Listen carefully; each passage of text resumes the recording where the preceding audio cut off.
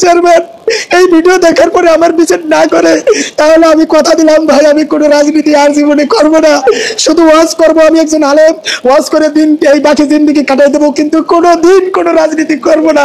ধানমন্ডি 32 যারা পাংছে কেউ ভালো নেই।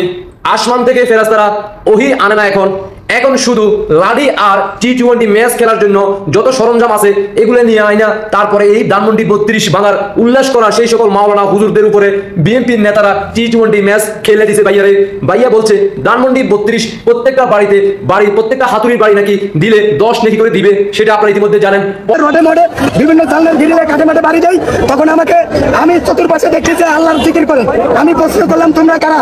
এরা বললো যে আমরা আল্লাহর ফেরেশতারা। আমি বললাম তোমরা এখানে কেন? তখন ফেরেশতারা আমার কলবে উত্তর দেয়, বলে যে এখানে তোমরা দিনকে বাংলাদেশের মানুষকে মুক্তি দিতে আসছো, আল্লাহ খুশি, আল্লাহ আমাদেরকে পাঠাইছে, তোমরা যে বাড়ি দিচ্ছ প্রত্যেকটা বাড়িতে 10টা করে নেকি তোমাদের আমলনামায় দেওয়া হবে। পরবর্তীতে কয়েকবার যখন টি-20 ম্যাচ খেলা হলো, এরপরও ভাই যখন শুধরায় নাই, ফেরেশতা যখন আর জায়গা দেয় নাই মসজিদে ফালাইতে গিয়ে, যখন মসজিদে তালা বন্ধ করে দিল, ফেরেশতারা বাধা হয়ে দাঁড়াইলো। এর পরবর্তীতেও ভাই কিন্তু বিএনপির হাতে টি-20 ম্যাচ, পাকিস্তানি ম্যাচ, ইনকলাব জিন্দাবাদ ম্যাচ, জাতীয়তাবাদী ম্যাচ খাইয়ে ফেলছে।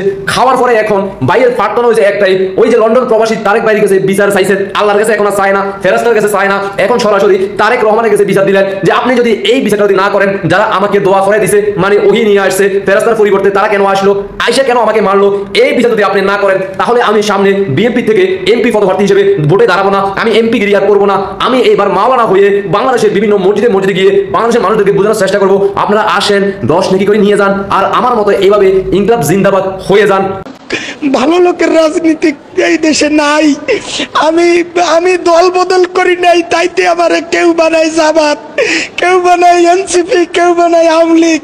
আমি জীবনে 33 বছর ধরে বিএনপি করতেছি, আর বিএনপি ছেড়ে দিলেও অন্য কোনো দলে যাব না, নতুন কোনো দলও গঠন করার ইচ্ছা নাই, আমি রাজনীতি করব না। আশা করি বুঝতে পারছেন যে সকল ভাইয়েরা, যে সকল বোনেরা ধানমন্ডি 32 ভাঙার পরবর্তীতে এখন আর তারা ভালো নেই, তাদের ঘরে শান্তি নেই, কারণ তারা তখন আল্লাহ ও ফেরেশতাকে ধোঁকা দিয়ে বাংলাদেশের জনগণদেরকে বুঝাইছে। সরাসরি চতুর্দিকে ফেরেশতারা ঘেরাও দিয়ে রাখছিল, আমাকে শুধু বলছে তুমি যে প্রত্যেকটা বাড়ি দিচ্ছ, এই দুনিয়া আসার পরবর্তীতে যত গুনাহ করছো প্রত্যেকটা গুনাহ তোমার সৃষ্টিকর্তা তোমার আমলনামা থেকে ক্ষমা করে দিয়েছে, তুমি জান্নাতে চলে যাবা। তবে জান্নাতে চলে যাওয়ার আগ মুহূর্তে এই দুনিয়ার মধ্যে কয়দিন তুমি জীবিত থাকবা, ওই কয়দিন তুমি শুধু সাধারণ জনগণের হাতে হালকা পাতলা টি-20 ইনকলাব জিন্দাবাদ খাবা, শরীরের বিভিন্ন জায়গা ক্ষত বিক্ষত হবে, আর ডক্টরের কাছে যাইয়া সাদা কাপড় দিয়া তোমাকে ব্যান্ডেজ বানিয়ে মেরামত করবে।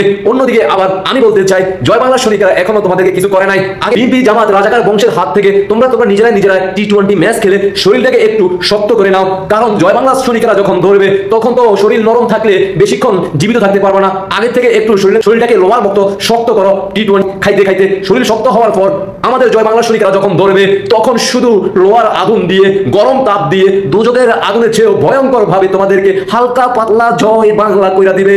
সবাই বলেন আমিন। সুবহানাল্লাহ, সুবহানাল্লাহ। দেখছেন আল্লাহর নীলা খেলা। হ্যাঁ, আল্লাহ বলছে ছাড় দেয়, ছেড়ে দেয় না, শুধু তামসা দেখতেছে উপর থেকে। আর ইবলিশ শয়তান বলতেছে হ্যাঁ আল্লাহ আমারে কেন ইবলিশ শয়তানের বাপ বানাইছেন? আমার চেয়েও তো বাংলাদেশে এখন 5 আগস্টের পর একের পর এক ইবলিশ শয়তানরা এমন ভাবে কথা বলতেছে, মাঝে মধ্যে মনে হয় আমি নিজেও তো ইবলিশের বাপ না, ওরাই তো হচ্ছে আমার বাপ।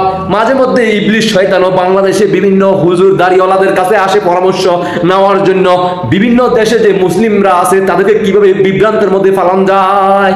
আমিন, আমিন, আমিন। আল্লাহু আকবার, আল্লাহু আকবার। আল্লাহ হাফেজ।